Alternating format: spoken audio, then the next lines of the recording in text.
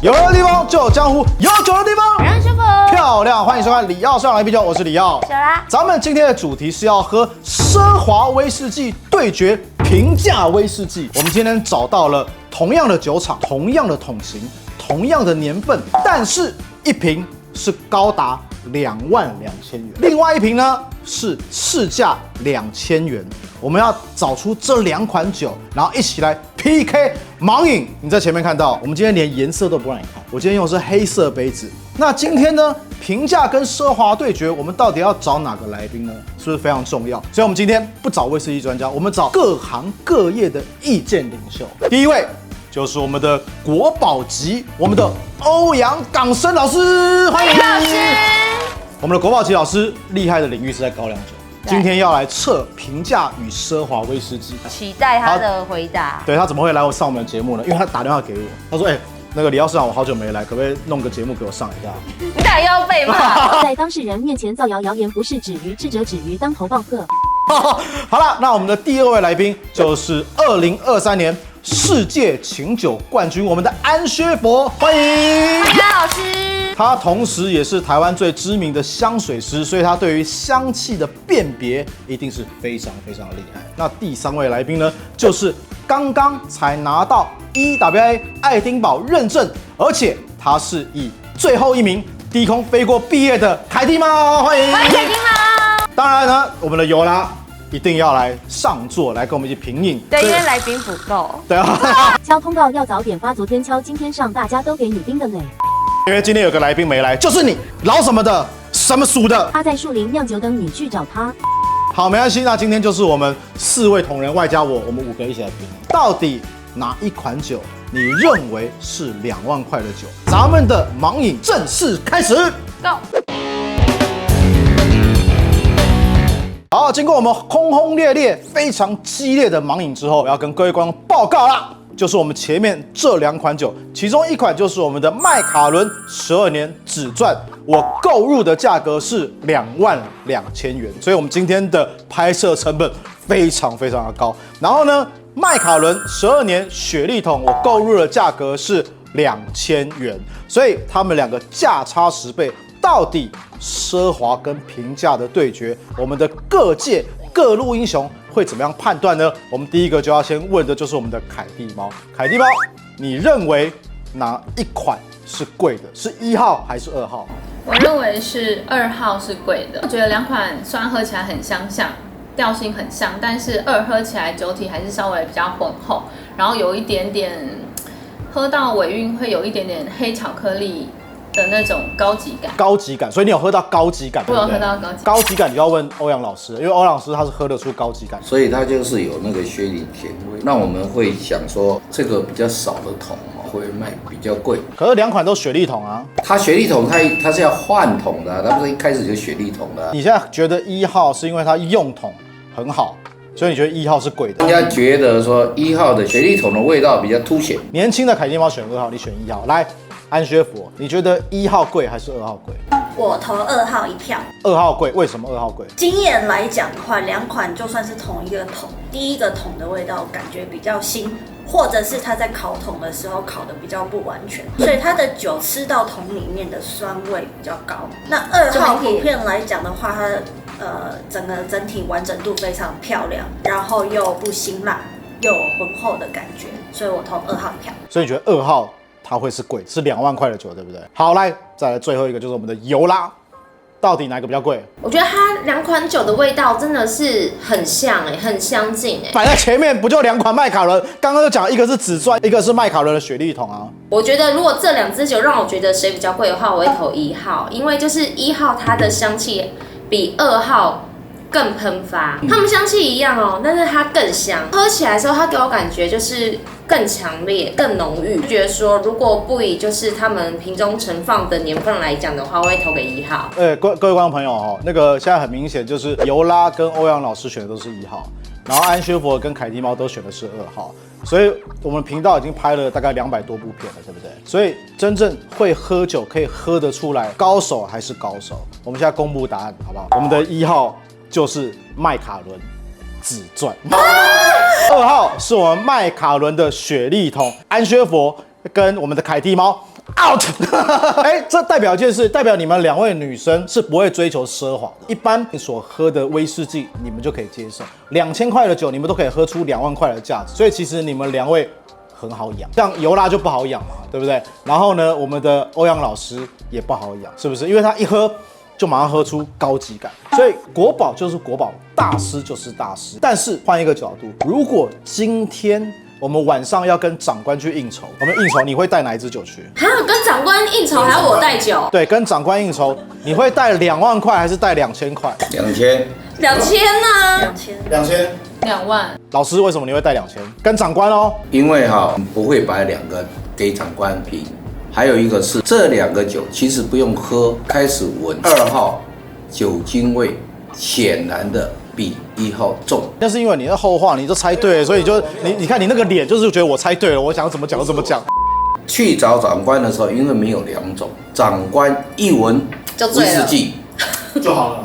就好了，再一看麦卡伦，再看12。所以2000块就可以打发长官的意思。那长官心里想，麦卡伦12年给我，一定是现在买不到的那一种，不是2万就是5万，只有2种，不要太奢华，那就当2万喝吧。哎呦，品牌概念，那尤拉呢？为什么你愿意带2000块的？2万块就是有刘拉本人了，就附加一个2000块的跟你喝一喝吧。哎，那我的长官有给过吗？没有过。然后既然给长官喝2000块的酒，什么鬼？那安全佛为什么也会带2000块？因为我一直主打礼轻情意重这件事情。因为你不想要花2万块去那个给长官喝酒就对了。 2万块感觉是非常有目的，而且想要贿赂什么。好，那我们现在就来访问一下凯蒂猫，你有什么目的？我的目的就是，我觉得2000块比较普饮款，我觉得长官应该常常喝腻了，所以我是希望好酒分享的概念。哦，所以其实我们的凯蒂猫就是比较看得起长官。哎，我问一个问题，哦，是，请说。请问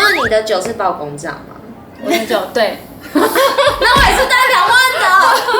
第二个问题了，如果在尾牙，你现在有2个选项可以选。第一个选项是2万块的威士忌喝到饱加1个月年终，第二个选项是2000块的威士忌喝到饱加3个月年终。你会选2万块加1个月，还是2000块加3个月？2000加3个月啊。 2000 2000加加3 3个月。所以2万块的酒喝到饱，你们不要。没有1个月跟3个月差很多啊，所以我那时候是讲1跟1.5个月啊。酒就没有喝到饱的问题，酒就是喝到醉嘛，哪有喝到饱？看来老师还没有最逻辑清晰。但是这个有一个但书，我请问你1个月多少钱？跟1个月2000，我们算1个月5万好了啦。这个问题根本就我跟不要问。你讲，我老板数学不好。那总之，对于一般的消费者来看的话，酒无论多贵，我喝到了多贵，我都不会去珍惜它。我珍惜的是我现在看到眼前的钱嘛。我拿了10万，我先喝一瓶5万的再说。下一个题目最简单的，你的酒掉到湖里面，有个女生站起来了，你会选择1瓶2万块的威士忌，还是会选择12瓶2000块的威士忌？价钱差不多。我选2万的酒。好，来，凯蒂帮你选哪一个？选12瓶的，为什么？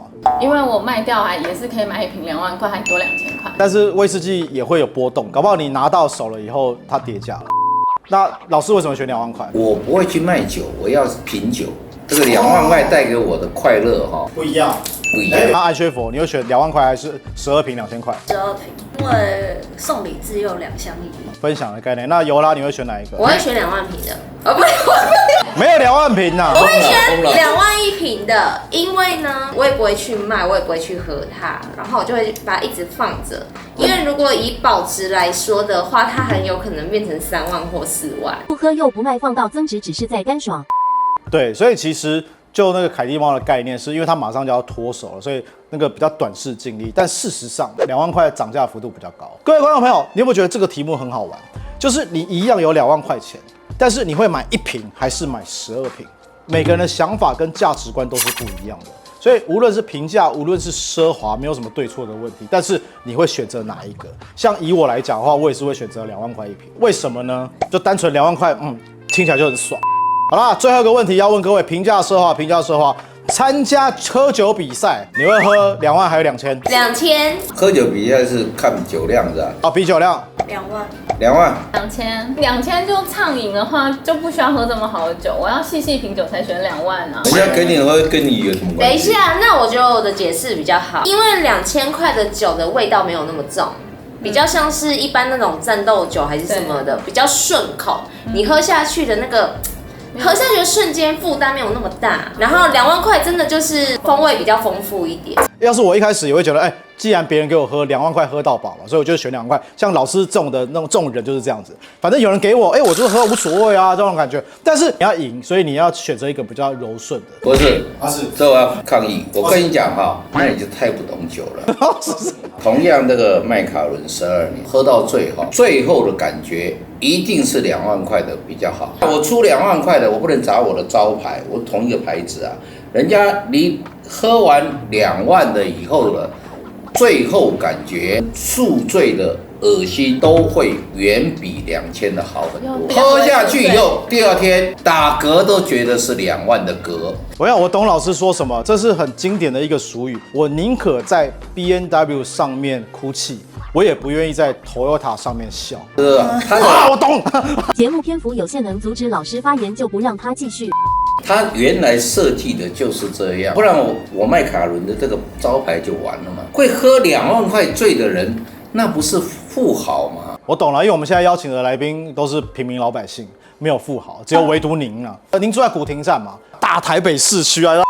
最后要跟大家讲一件事，就是结论：奢华威士忌到底为什么有奢华威士忌？为什么会有2000块、2万块的差距？什么原因？就是请各位帮我做个结论。我觉得贵的酒就是物以稀为贵吧，也许它不一定是最好喝，或是最优质的，或是用最好的木桶，但是它量少，然后就是供需的需求，所以就会有奢华，然后跟平价，但是当然也有就是非常奢华又好喝的酒款，那真的就是大家要好好珍惜。你回答得很好为什么会有奢华跟平价？当然是限量或产量各方面的，然后所以没有所谓的好喝不好喝的问题。你没有喝醉。我跟尤拉的想法也是接近，就是越稀少的东西、越独特性的东西就会比较贵。那我觉得这个就是它的卖点。我觉得除了稀少之外，我觉得有时候是酒厂的品牌操作。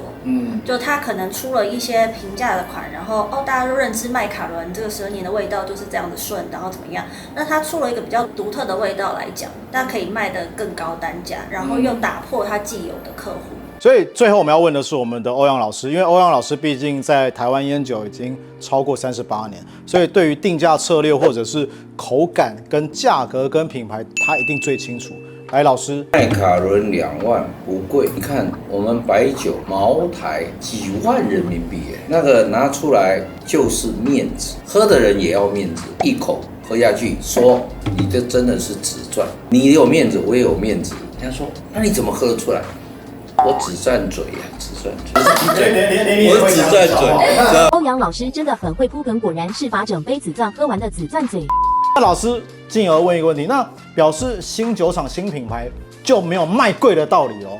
照你这样讲，茅台、麦卡伦卖贵合理，那新酒厂卖贵就不行喽？卖贵很难，你算诚恳哦。卖贵有，它是铤而走险，不会造成风潮。那如果这样子好了，我们是一个NBA 的明星，或者是艺人开的酒厂，它卖就很贵啊。贵不是贵在它这个酒的品牌价值，而是它这个创立者、创办者，对不对？所以酒贵一定有贵在，要么它的酒质，要么它的品牌，要么它的人，一定会有一个东西让它贵。你那个找出明星来的是很危险，铤而走险。我如果说是一个有，比如我麦卡伦，你这样子来挑战我，那我不如找一个记者，今天卖得很高，明天小三出来立刻崩盘。有道理。但所以其实我们那个平价跟奢华这件事我觉得在我们的频道当中没有要鼓励说一定要喝奢华，也没有说喝平价就是不好，这只是一个好玩的游戏而已。所以无论平价或是奢华，这个是市场的定价跟市场的供需问题，不管是好的或者是贵的，都希望各位观众朋友能够可以一起去分享威士忌中的美好。那今天我们的节目就到此为止，谢谢我们4位来宾。今天这个频道我们肯定要干嘛？破个10万？为什么？因为我们的预算2万块酒我们都拿出来开了，是不是有啦？是不是你买的？对啊，对不对？2万块酒我们都开起来了，没在怕的好不好？所以希望我们这集能够破10万订阅。如果你喜欢我的影片，记得订阅、按赞、开启小铃铛。咱们李耀上来宾了，下礼拜见，拜拜。